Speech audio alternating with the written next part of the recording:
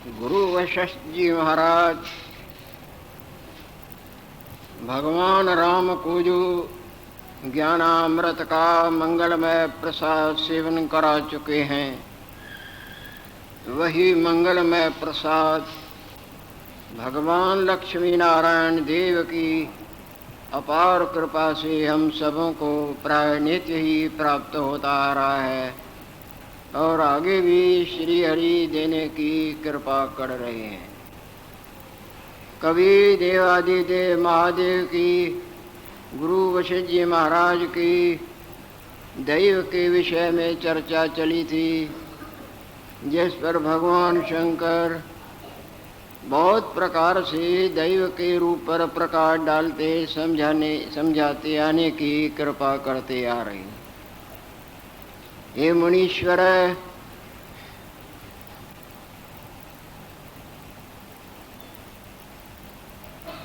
ऐसा जो शिव तत्व है,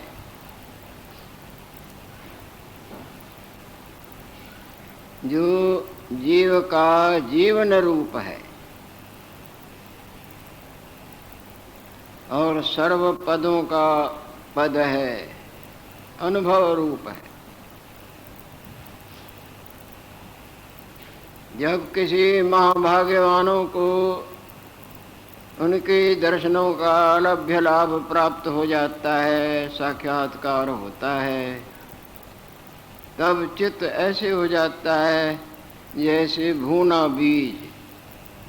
बीज तो दिखता है पर आगे उससे कुछ भी उठान नहीं होता। जैसे कच्चा बीज लगने पर क्या विशाल रूप धरता है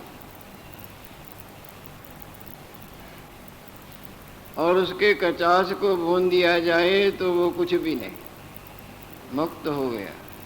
इसी तरह ऐसा जो आत्म भगवान, जो हमारा तुम्हारा तुम्हारा हमारा, इनका उनका, ब्रह्मा विष्णु महेश देवी देवता इत्यादिकों का भी बापों का बाप है, ऐसा जो शिव तत्व है, जो अनुभव रूप है और अपना आप है, उसके ऊपर कोई पद नहीं, वो परम पद स्वरूप है।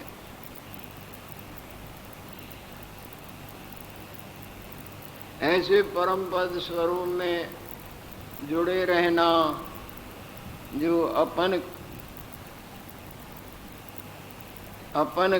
कर अपन को प्राप्त होता है, आप कर आप ही प्राप्त होता है, आप कर आप ही देखता है। और दृष्टि का त्याग करो, इस निर्मल दृष्टि को अपनाओ। इसके बरोबर और कोई मंगलमय पद नहीं, कोई दृष्टि नहीं, कोई पाने योग्य वस्तु नहीं। यह अध्याय समाप्त हुआ था। निर्वाण प्रकरण पूर्वार्ध, योग वासिष्ठ, खट 63वां सर्ग, 36वां सर्ग आरंभ होने लगा है। महेश्वर वर्णनम, जो ईश्वरों का ईश्वर है।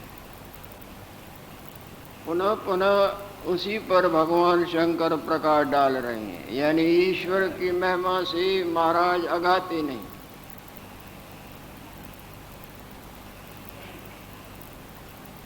जितने भी ईश्वर की महिमा की जाए वो सब थोड़ी ही थोड़ी है। जितना भी गूंगा रस के लिए अंग मरोड़े, सब थोड़ा ही थोड़ा है ना।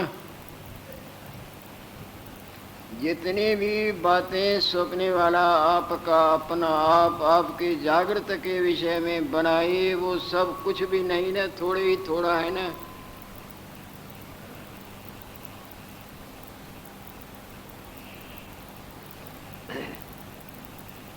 तुलसीदास जी महाराज ने अपने ग्रंथ में लिखा है ना, राम चरित्र जे सुनत अगाई, रस विशेष तिन जाना नहीं।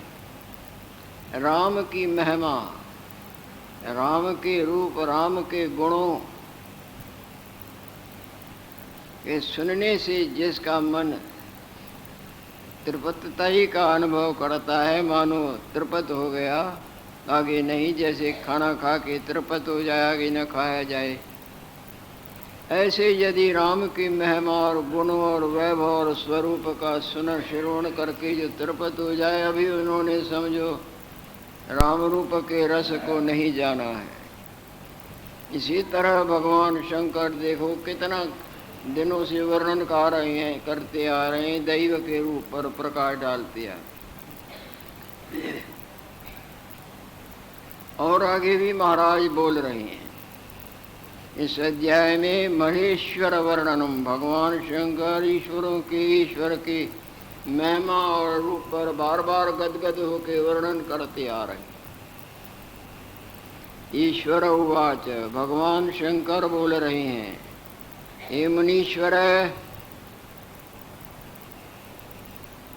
जो चैतन्य स्वरूप, जो सदा हाजरा हजूर चिद्रूप तत्व, सारों का जो सार सबों के अंदर विराजमान है, सब केवल मनुष्य नहीं, जो है, जहाँ है, कुछ भी है, कैसा भी है,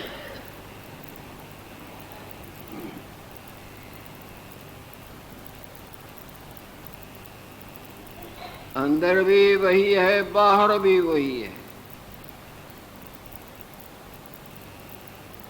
जो चिद्रूप तत्व सर्व के अंतर स्थित और अनुभव रूप है, अनुभवमय शुद्ध देव ईश्वर है। शुद्ध का मतलब कोई भी कल्पना जिसमें ऐसे नहीं जैसे आपके गाढ़ निद्रा में किसी फुरने की लेश का लेश भी नहीं। यदि थोड़ा भी लेश फुरने का है तो गाढ़ निद्रा नहीं, और गाढ़ निद्रा नहीं तो गाढ़ निद्रा वाला आनंद भी नहीं। जिस तरह आपके जागृत रूप में स्वप्ने का फुरना लेश भी नहीं, वो तो निद्रा दोष वाली जागृति में था ना, और दोष रहित जो जागृति है उसमें तो स्वप्ने का कोई मनन ही नहीं, मिथ्या है, आभास मात्र, कुछ भी नहीं। अभी तृप्ति नहीं हुई बोलते, जिस तरह अग्नि में शीतता के लेश का लेश भी नहीं।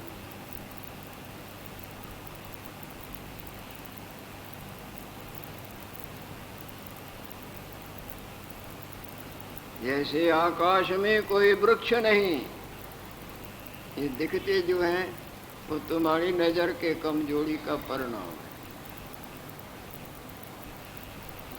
आकाश में वस्तु, आकाश में कुछ भी नहीं, चलते जाओ चलते जाओ चलते जाओ और युग बिताओ, बीतते ऊपर शून्य शून्य शून्य की घनता, यूँ तरह तरह के धब्बे छब्बे ये वो हो कर दिखते हैं, पर होते थोड़े ही हैं।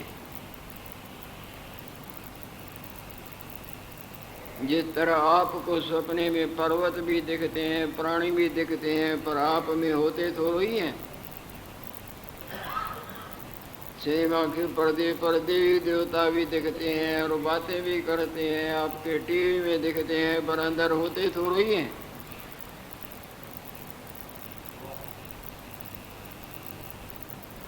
ऐसा जो अनुभव में शुद्ध देव ईश्वर है, रंजक मात्र भी मन के मनन की लेश भी नहीं, जिसमें मन का मनन ही मैल है और मन का मनन ही माया है। ऐसा जो शुद्ध देव ईश्वर है, जितने भी बीज हैं जिनसे ये वृक्ष बनते हैं, मनुष्य, पशु, पंखी, कीट पतंग, उन सब बीजों का बीज तो वही है।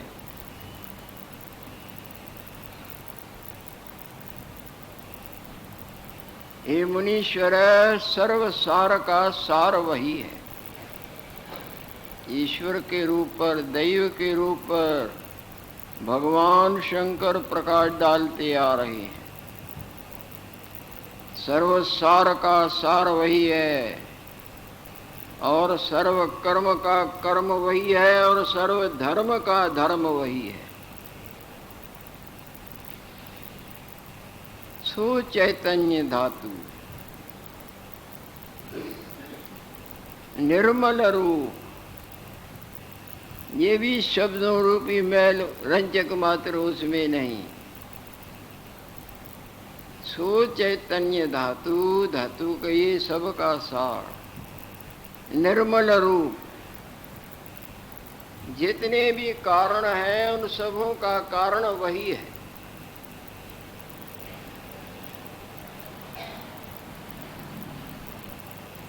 और उसका कारण वो अपना कारण आप है।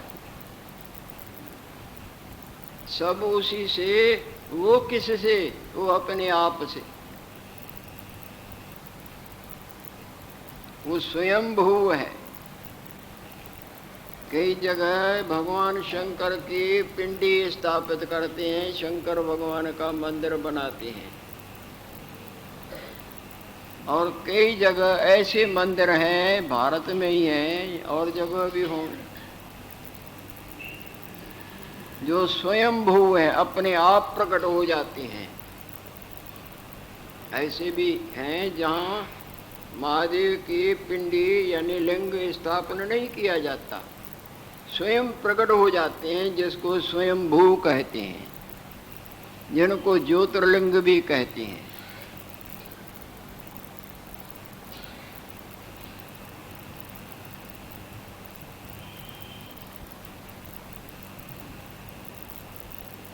भगवान ब्रह्मदेव आत्म भगवान सब कारणों का कारण वही है और आप अपना कारण आप है। यही प्रश्न राजा जनक के दरबार में जब शास्त्रार्थ का घंटा बजा था, देश देशांतरों के धुरंधर धुरंधर विद्वान आए थे और आपस में प्रश्नोत्तर की खूब घोट रहे हैं। प्रश्न और उत्तरों की लीला चल रही है। और याज्ञवल्क्य जी महाराज जो भगवान भास्कर देव से विद्या सीखे हैं, सूर्य नारायण के शिष्य हैं, वो अडोल खड़े हैं और धुरंधर विद्वान उनसे पूछ रहे हैं, कोई द्विवेदी है, कोई चतुर्वेदी है, कोई किसी देवता को सिद्ध किए हुए है, कोई कैसा, कोई। सबके प्रश्नों को ऐसे काटते हैं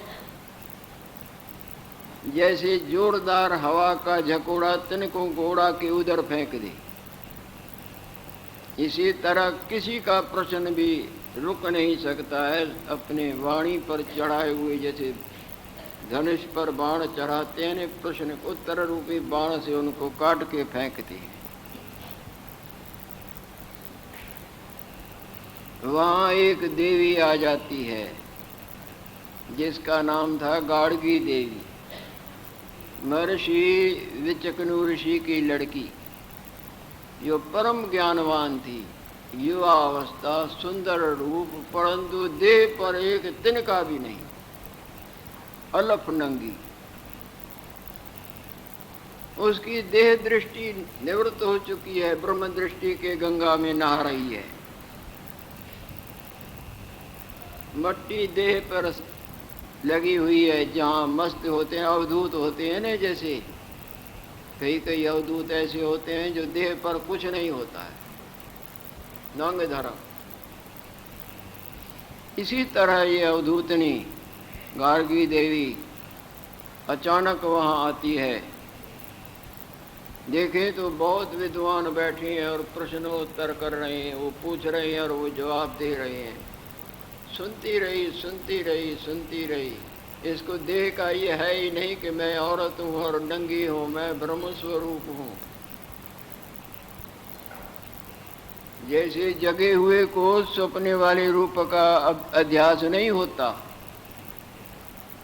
इसी तरह ज्ञान जागृति के गंगा में नहाती है, इसको अपने इस माया में मूर्ति देख के का अध्यास नहीं। और विद्वान है, विद्या का सार जो ज्ञान है, वास्तवताई का जानना, वो इसको प्राप्त है। जिसके लिए दुनिया दीवानी हो रही है, राजे महाराजे धनी गनी, वो भले उसको पागल कहें, पर वो दुनिया पागल है। उसने वो गल पाई है जिसके लिए सब पागल हो रहे हैं, और उसी गल के उसी अनुभव स्वरूप में मगर खड़ी है। बहुत जब प्रश्न पूछ पूछ के याज्ञवल्क्य जी महाराज काट काट के काटते जाते हैं, तब देख कोई ऐसे भी थे जो ढीठ थे, वो मुड़ते ही नहीं थे। हालांकि भगवान सूर्य नारायण ने कह दिया था याज्ञवल्क्य जी को, हे पुत्र, संसार में तुम्हारे ज्ञान का जो अनादर करेगा उसका मैं सिर काट दूंगा। तब याज्ञवल्क्य जी महाराज रोए, गुरु के चरण पकड़ लिए। ऐसा नहीं,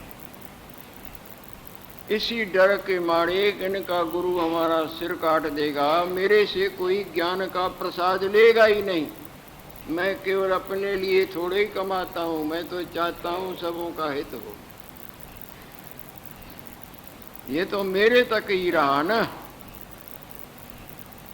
मेरी विद्या दूसरों के हित के लिए तो न हुई ना, डर के मारे कोई सीखेगा ही नहीं। तो भगवान सूर्य नारायण बहुत प्रसन्न होते हैं। उदार चरित्राणाम वसुधैव कुटुंबकम, जिनके चरित्र उदार होते हैं ना, वो केवल अपने तक नहीं जीते हैं, वो सबों के हित के लिए जीते हैं कि मेरा जीवन सबों के सुखमय हो जाए।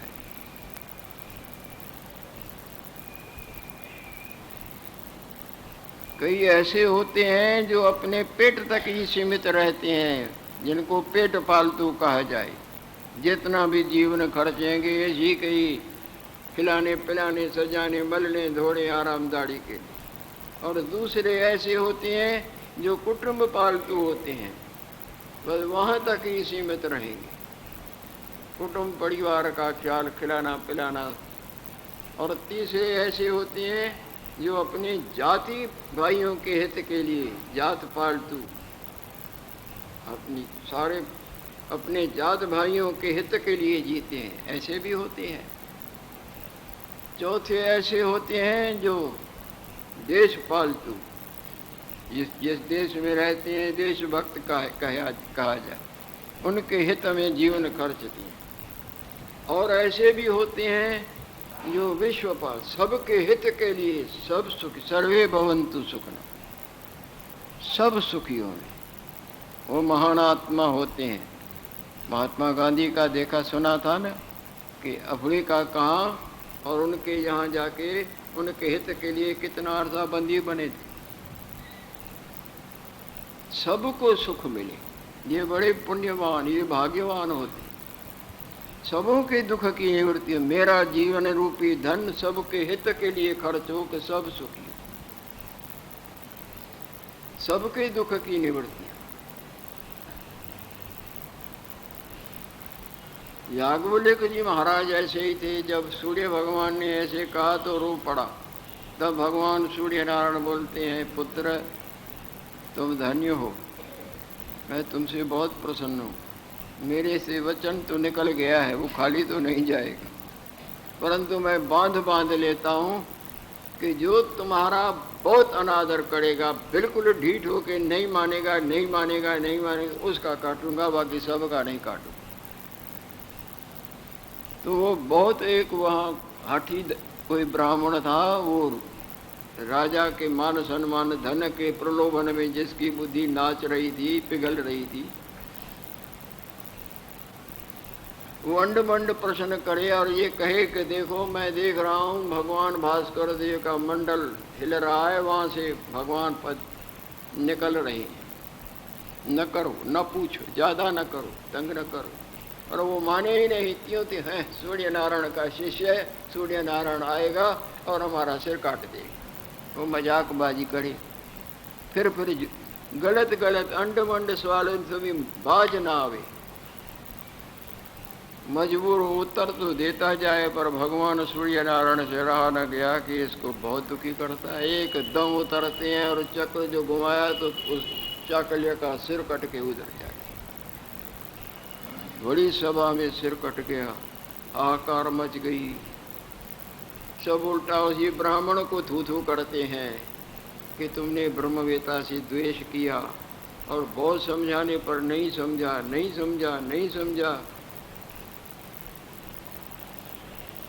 दुर्गति को प्राप्त हुआ। अभी उसकी और क्या सुनाएं, गंगा तक उसके फूल भी नहीं गए, ऐसी दुर्दशा को प्राप्त हुए। तत्ववेताओं से जो द्वेष करते हैं वो बुरी दशा को प्राप्त होते हैं। उसके सेवक भगत जो सब विद्वान भी लानत उसी को, राजा भी लानत उसी को मारे। उसके शिष्यों ने उसके दाह संस्कार किया, फूल उठा के लिए जा रहे हैं तो रास्ते में चोरों ने देखा कोई सुंदर चीज़ ये लिए जा रहे हैं। वो चोरों ने गांठ छीन ली, जाके पैसे दे रहे होंगे भाई इसमें। उधर जाके देखें तो फूल है, फेंक दिए। यानी गंगा लिखते हैं, गंगा तक उनके फूल भी नहीं जाते। तो वहाँ ये देवी खड़ी थी और ये कहती है अब चुप करो। अब मैं पूछती हूँ इससे प्रश्न। हालांकि इसके ऊपर भी लांछन लगाते थे, परंतु आसमान को कोई थूकेगा, आसमान को लगेगा या उसके मुंह को लगेगा। याज्ञवल्क्य जी महाराज के ऊपर वो कई दोष लगाते थे। वो नंगी को देख रहे हैं और वे भी इनकी तरफ देख रही है, ऐसे तैसे कई दोष, परंतु उन्हीं की फजीती हुई और वो तो अडोल खड़े थे। मैं पूछती हूँ तुमसे, तुम सावधान हो के मेरे प्रश्नों का उत्तर दो। अगर तुम उत्तर देने की हिम्मत रखते हो तो खड़े रहो, अगर नहीं रखते हो तो रास्ता काटो। बोले पूछो, मैं खड़ा हूँ।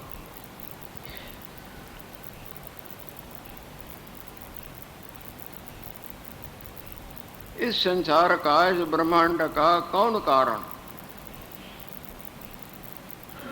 अभी बात आई थी ने, भगवान शंकर बोले तो सबका कारण है और अपना कारण आप है।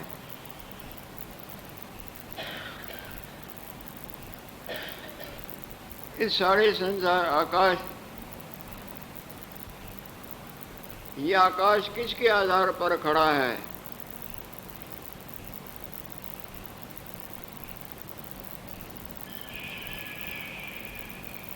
है कोई खंभा आकाश को?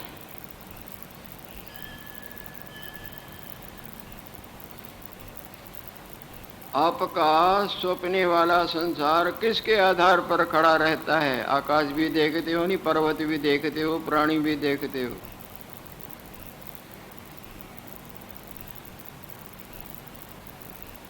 इसी तरह ये सारा प्रपंच आकाश सहित मन रूपी खंभे पर खड़ा है।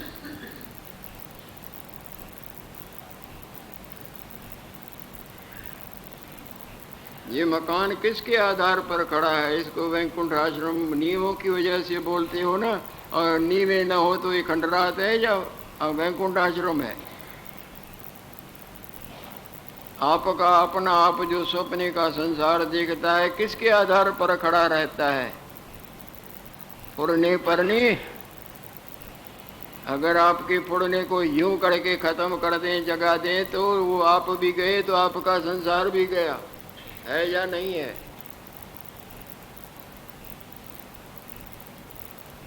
ये संसार और ये आकाश इत्यादि किसके आधार पर खड़े हैं?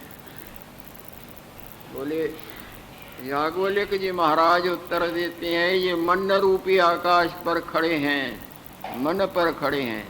जिधर मन है उधर तुम भी हो, हम भी हैं, हम भी हैं, तुम भी हैं, ये भी है, वो भी है। आप यहाँ बैठे हैं, आपका मन दूसरी तरफ चला जाए तो ये कुछ नहीं, वो खड़ा है ना, सब कुछ दिखता है ना मनोराज्य करके, और उसको झटका दें तो वो सब चौपट हो गया। नगर भी तो, प्राणी भी तो, हम भी, तुम भी है, ये दिखने लगे। ये सब मन रूपी मन पर खड़ा। मन भी कोई वस्तु नहीं, आकाश रूप है, पूर्णा रूप है। तो मन रूपी आकाश किसके आधार पर खड़ा है?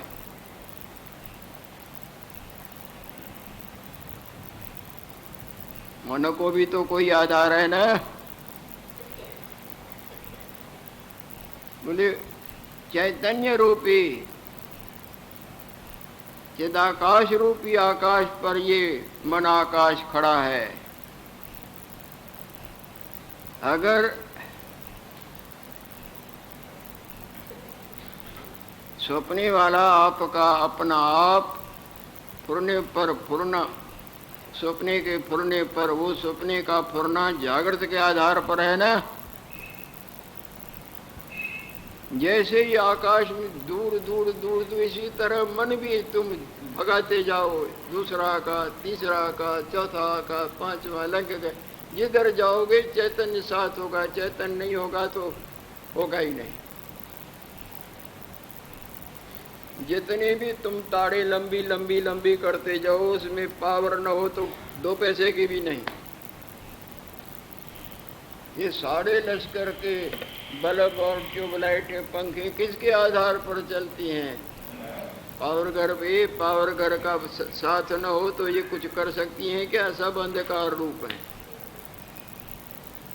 चैतन्य रूपी आकाश, उसके आधार पर ये सबों के मन रूपी जो पतंग है उड़ रही हैं।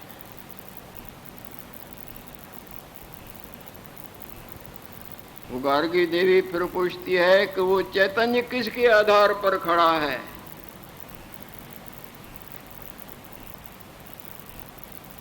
जिसके आधार पर ये संसार खड़ा है, आकाश खड़ा है,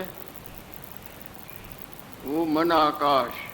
मन भी एक जैसे आकाश बड़ा है, चलो इस मन का भी हिसाब नहीं। मन रूपी आकाश चिदाकाश पर खड़ा है। वो चिदाकाश किसके आधार पर खड़ा है? उसका आधार वो अपना आप है। वाह!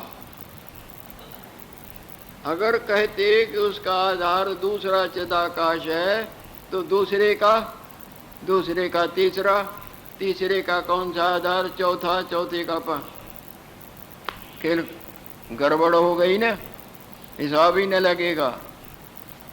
भगवान के आधार पर सब मन, और भगवान का आधार कौन? भगवान अपना आधार आप।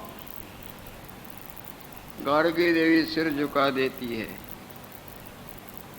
और वो सिर न झुकाया, वो उल्टा वाद वाद करने वाला बुरी तरह से मर गया।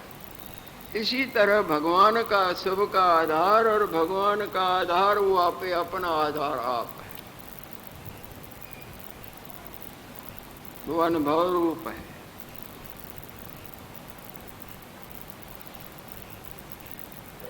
और आप अपना कारण है। भगवान सबका कारण, भगवान के का कारण वो आपे आप है। अपना कारण आप है। आप अपना कारण है, और सर्व भाव अभाव का प्रकाशक वही है न है, न है। इन सब का प्रकाशक, सर्व को सिद्ध करने वाला आपे आप है, और सर्व उसमें कुछ भी नहीं। स्वप्ने के देवी देवता भले बुढ़े, मैं तू मेरा तेरा, सबको सिद्ध जागृत करता है ना, और जागृत में वो कुछ भी नहीं। आत्म स्वरूप का न जानना ही तुम, हम तुम, जड़ चैतन्य ये वो सब भगवत स्वरूप। जैसे जागृत रूप का न जानना ही स्वप्ने वाला सब है ना, और जागृत में है भी नहीं। इसी तरह हम तुम हम जागृत ज्योति आत्म स्वरूप का न जानना यूं होकर भासता है, और आत्म स्वरूप में न तुम जन्मे हो न हम जन्मे हैं। जब जन्मे नहीं तो मरेंगे कहाँ? जो जन्मता है वही मरता है ना। सपने में जन्म भासता है तो वो मरते भी हैं, खत्म हो जाते हैं, पर जागृत में जन्म ही नहीं उनका, तो वो मरेंगे कैसे? इसी तरह ज्ञान निद्रा में जन्म भी भासता है, मरण भी भासता है, और ज्ञान जागृति से देखें तो न जन्म है जन्म ही नहीं तो मरण कैसा। कबीर साहब ने बोले, जिस मरने ते जग डरे मेरे मन आनंद। और दूसरे संत ने बोला है, मरण मुंड हो ही ना, यानी अपने आत्मस्वरूप में मरण वस्तु होती ही नहीं। मरण स्वप्न वाले संसार में तो भासता है, पर जागृत में उस संसार का जन्म ही नहीं तो मरण किसको भासे। सो यहाँ भगवान शंकर ईश्वर की महिमा करते गाते नहीं। और आप अपना कारण आप है, सर्वभाव अभाव का प्रकाशक वही है, और सर्व चैतन्य का चैतन्य वही है, परम प्रकाश रूप है। भौतिक प्रकाश संसारिक प्रकाश से जो सदा रहता है, अलौकिक प्रकाश रूप है। सर्व जीव का जीवन वही है, चैतन्य घन निर्मल आत्मा अति अस्ति तन्मय रूप है। सत्य असत्य रहत महासत्य स्वरूप है। सर्व सत्ता की सत्ता वही है, चिन्मात्र तत्व है। सोई नाना रूप हो रहा है, जैसे एक ही आत्म सत्ता स्वप्न के आकाश कंध पहाड़ आदि होकर भासती है, जैसे नाना रंग रंजना वही होकर भासता है। जैसे सूर्य की किरणों विखे मरुस्थल की नदी हो भासती है, अनेक कोटि किरणों से अनेक रंग हो भासते हैं, तैसे यह जगत तिस विखे भासता है। लक्ष्मी